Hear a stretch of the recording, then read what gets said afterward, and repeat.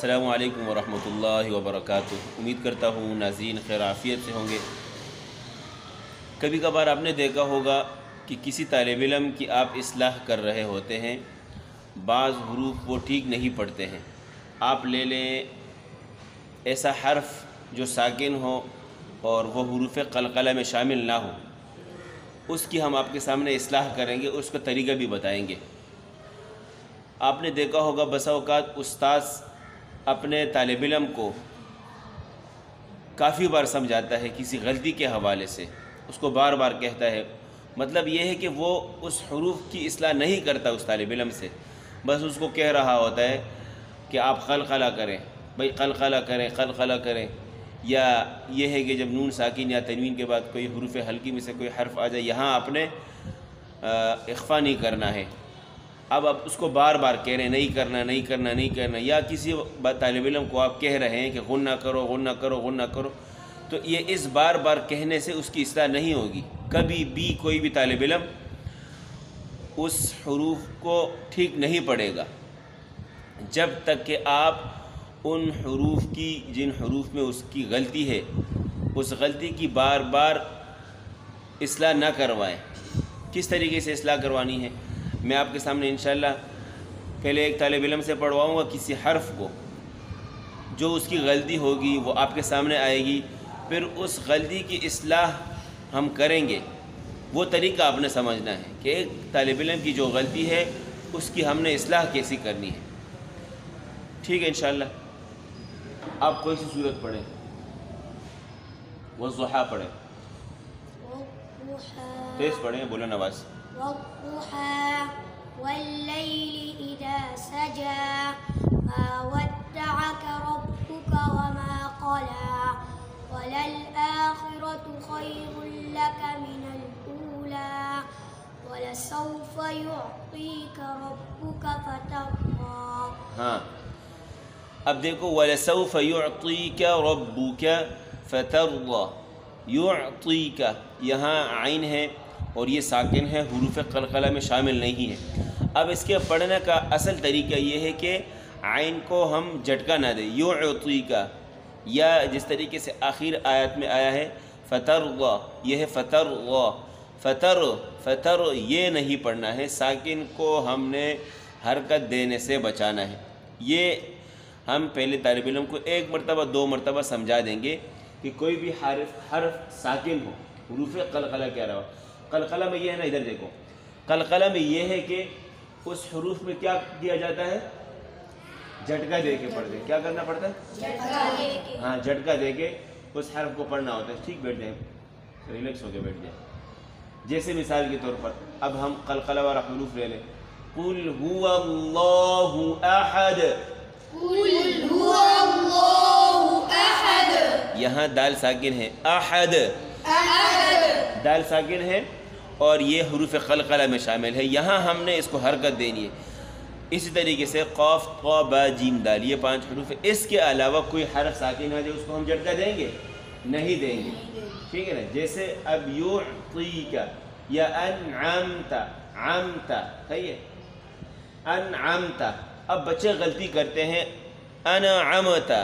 انعمت، یہ غلطی کرتے ہیں، اس کو حرکت دے دیتے ہیں، انعمت، صحیح ہے غلط ہے؟ بولا نا آواز سے بولو، یہ غلط ہے۔ اسی طریقے سے یعطیک، اسی طریقے سے فترضی، فترضی، یہ غلط ہے۔ اب ہم نے اصلاح کرنی ہے۔ ان کو میں نے ایک دو مرتبہ بتا دیا، یہاں را فترضی کا اور یعطیک عین یہ ساکن ہے، حروف قلقلہ میں شامل نہیں ہے، تو لہٰذا ہم یہاں پر جھٹکا دیں گے یا نہیں دیں گے؟ نہیں دیں گے، کیونکہ حروف قلقلہ میں شامل نہیں۔ اب یہ میں نے ایک مرتبہ سمجھا دیا، اب اصلاح کیسی کرنی ہے اب دیکھنا۔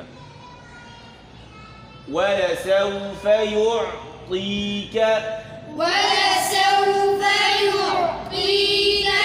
يُعْطِيكَ، يُعْطِيكَ، ہاتھ نظر نہیں آ رہا، يُعْطِيكَ، يُعْطِيكَ،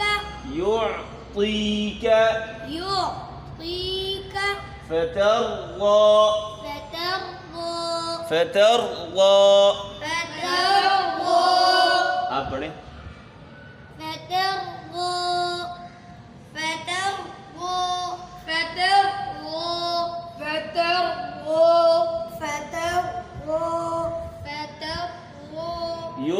يعطيك يعطيك يعطيك يعطيك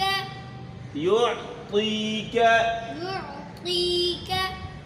يعطيك بار بار پڑھو يعطيك تیز آواز سے يعطيك زور آیا يعطيك